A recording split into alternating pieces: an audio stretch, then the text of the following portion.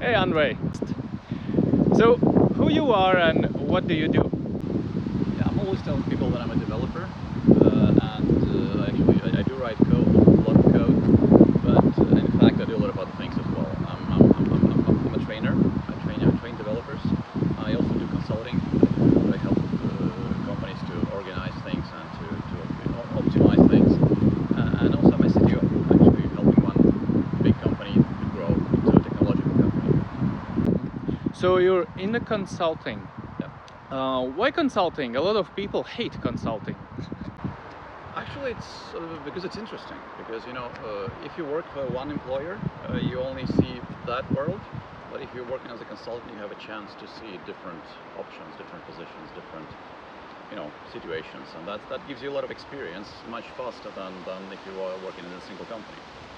Okay, and why does it matter to you getting a lot of experience? Because I like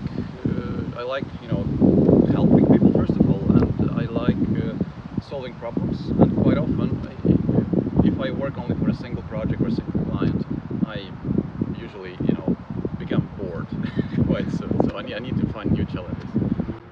Okay. What can you tell me more about this? Getting bored. Is it about doing the same thing or? Yeah, it's either doing the same thing or basically just becoming finding something that is just not interesting, because if you know that you already did that, you know how to do that, and then it's better to delegate to someone else, and then is the point when I'm becoming bored. And why is it important to you? To be excited. Yeah, exactly. But I mean, it's what brings happiness, I think. Happiness at work is what you're going for. Yeah, I guess so. Can you recall the happiest moment at your work life? Interesting. I don't know. I mean, many of them, I guess, but most of them are related to the situations when something is working. You fix that bug, you implemented that feature, you see that your process that you set up with the client is actually working, and that's a lot of excitement. That makes me happy. Lots of these moments. Okay. And what about unhappy moments? Have you experienced those? Sure, of course. Like, I guess, like anybody, when something fails, I'm unhappy. Especially if I know that I could have done better. Then of course I'm not feeling happy about that.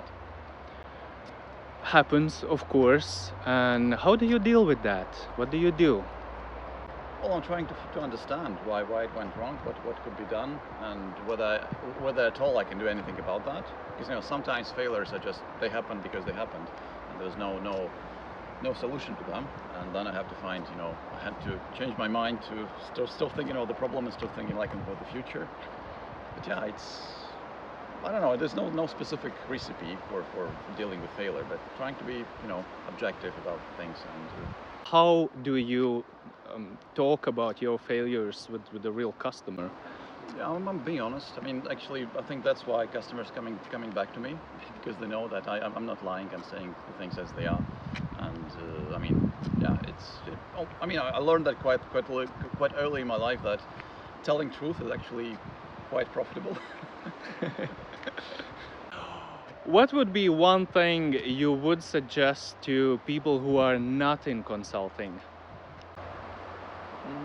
Don't be afraid, I think, because it was actually quite scary for me to start as a consultant, because when you don't have basically don't have a job, you only have a client and a contract for like maybe 3 months, then there's no like defined future in front of you.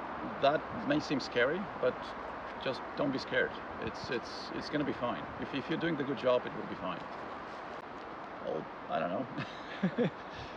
Be happy. Don't worry and be happy. Thank you.